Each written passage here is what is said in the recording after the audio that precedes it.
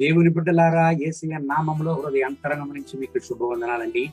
2 సామువేలు 7వ అధ్యాయం 9వ వాక్యాన్ని చదువుకుని ఈ రోజు కొరకు మనము ప్రార్థన చేద్దాం.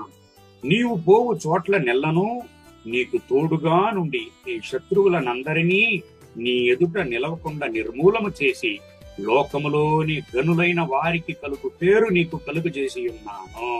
దేవుడైన యెహోవా కీర్తనాకారుడైన దావీదుతో ఇక్కడ మాట్లాడుతున్నాడు. ఏమని?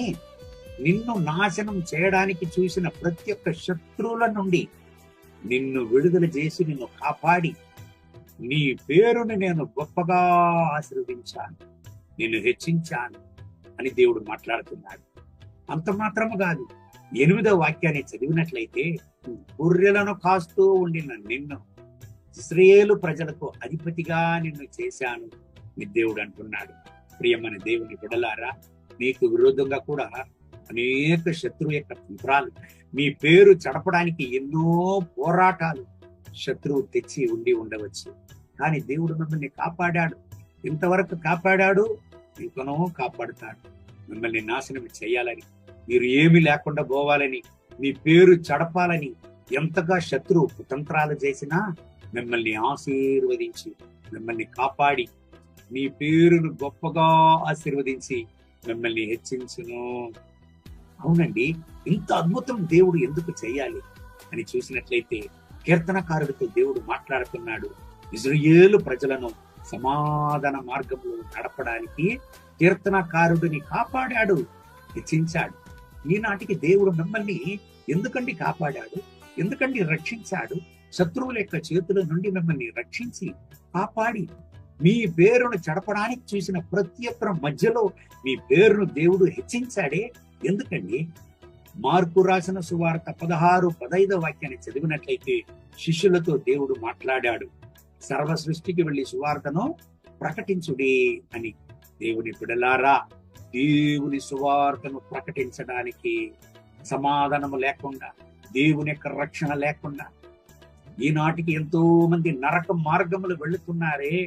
సమాధానము లేకుండా, రక్షకుడు ఎవరు అని తెలియకుండా అనేక మంది ఆత్మహత్యలు చేసుకుంటున్నారు. అనేక మంది పాప కూపములు పడి, చెడ్డ అలవాట్లలో పడి, దేవునికి ప్రియములైనటువంటి కార్యాల్లో పడి సమాధానాన్ని కోల్పోయి ఈనాటికి జీవితాలే నరకంగా మారి ఉన్నదే.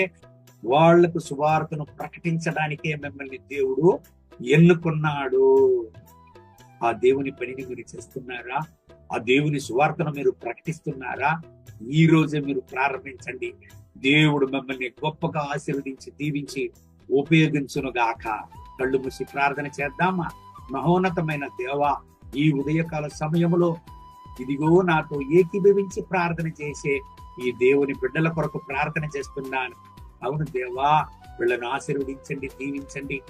రక్షక, ఎన్నో ఆపదల నుంచి వీళ్ళను కాపాడారు, ఎన్నో ఉపద్రవాల నుంచి వీళ్ళను కాపాడారు, ఎన్నో పోరాటాల నుంచి వీళ్ళని కాపాడారు.